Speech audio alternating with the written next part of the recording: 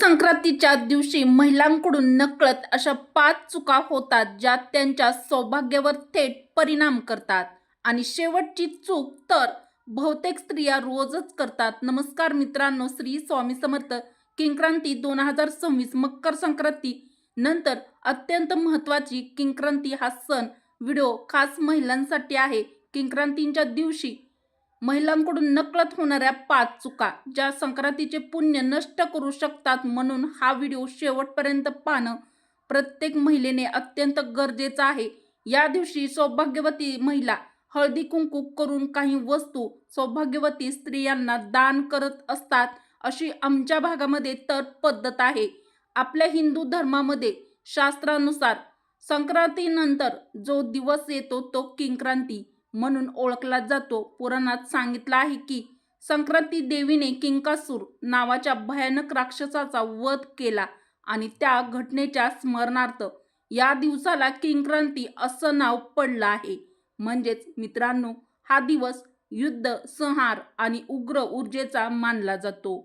किंक्रांतीचा दिवस शुभ का अशुभ शास्त्र स्पष्ट सांगतं. किंक्रांती हा कोणतेही नवीन शुभ कार्य सुरू करण्यासाठी योग्य दिवस नाही, कारण या दिवशी ऊर्जा स्थिर नसते, संक्रमण चालू असतं, सकारात्मक आणि नकारात्मक शक्तीचा संघर्ष असतो.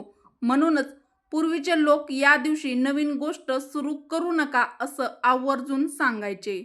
किंक्रांतीला कोणती शुभ कामं टाळावीत, खूप महत्त्वाचा हा भाग आहे, त्यामुळे स्किप करू नका. खालील शुभ कार्य चुकूनही करू नयेत. 1. गृहप्रवेश. घरात नवीन ऊर्जा आणायची असते, पण किंक्रांतीला ती ऊर्जा स्थिर राहत नाही. परिणाम घरात सतत अडचणी, मानसिक अस्वस्थता आणि कामात अडथळे. 2. नामकरण सोहळा. बाळाच्या आयुष्याची दिशा ठरवणारा हा विधी किंक्रांतीला करणं शास्त्रानुसार निषिद्ध आहे, कारण बाळावर त्या उग्र ऊर्जेचा प्रभाव पडू शकतो. 3. लग्न, साखरपुडा, हळद. वैवाहिक आयुष्याला सुरुवात करणारे विधी या दिवशी टाळावेत, कारण किंक्रांतीची ऊर्जा स्थैर्याऐवजी संघर्ष वाढवणारी मानली जाते. 4. नवीन व्यवसाय, दुकान उद्घाटन. काही लोक म्हणतात मुहूर्त बघितला आहे चालेल, पण शास्त्र सांगतं किंक्रांतीला सुरू केलेल्या कामात नफा उशिरा मिळतो आणि अडचणी जास्त येतात. 5. नवीन वस्तू खरेदी, विशेषतः सोनं, वाहन. या दिवशी सोनं खरेदी करणं, वाहन खरेदी करणं तसेच जमीन खरेदी करणं किंक्रांतीच्या दिवशी टाळावं, कारण संपत्ती टिकण्याऐवजी अचानक खर्च वाढण्याची शक्यता असते. मग मैत्रिणींनो, प्रश्न येतो, किंक्रांतीला काय करावं? हा दिवस नवीन सुरुवातीचा नाही, तर संयम, शुद्धता आणि संरक्षणाचा आहे. म्हणूनच आज आपण पाहणार आहोत किंक्रांतीला महिलांनी कोणत्या चुका आहेत ज्या आवर्जून टाळल्या पाहिजेत, जेणेकरून संक्रांतीचं पुण्य टिकून राहील, घरावर वाईट परिणाम होणार नाही. आता पुढे मी सांगणार आहे किंक्रांतीला महिलांनी चुकूनही करू नये अशा 7 मोठ्या चुका. आपण सगळे मकर संक्रांती सण अत्यंत आनंदाने साजरा करतो, दान करतो, तिळगुळ वाटतो, पण मित्रांनो, संक्रांतीनंतर दुसऱ्या दिवशी येणारी किंक्रांती ही तितकीच महत्त्वाची असते.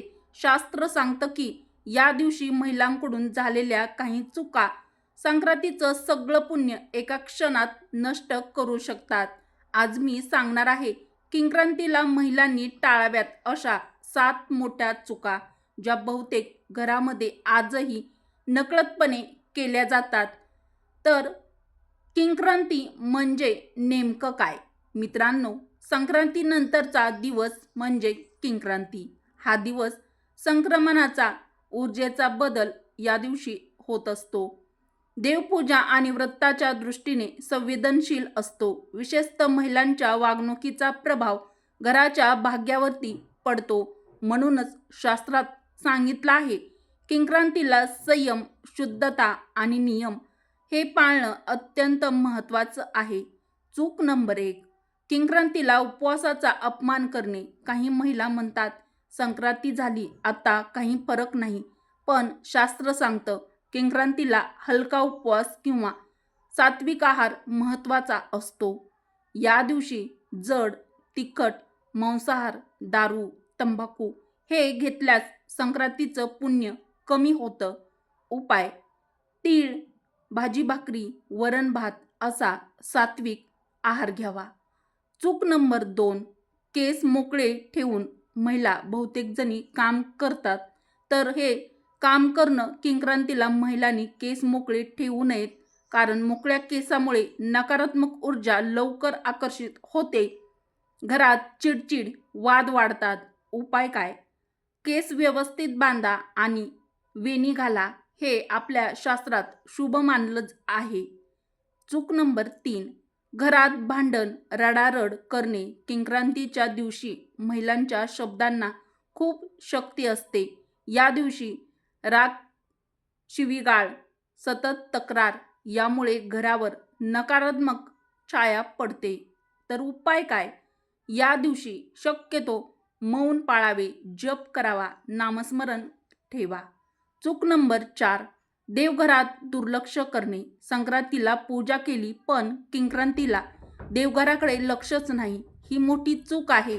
संक्रांतीला देवघर स्वच्छ असणं, दिवा धूप लावणं, किमान नामस्मरण करणं हे फार आवश्यक आहे. उपाय: सकाळी आणि संध्याकाळी आपल्या देवघरापुढे दिवा, अगरबत्ती नक्की लावा. चूक नंबर 5: दान न करणे किंवा चुकीचं दान.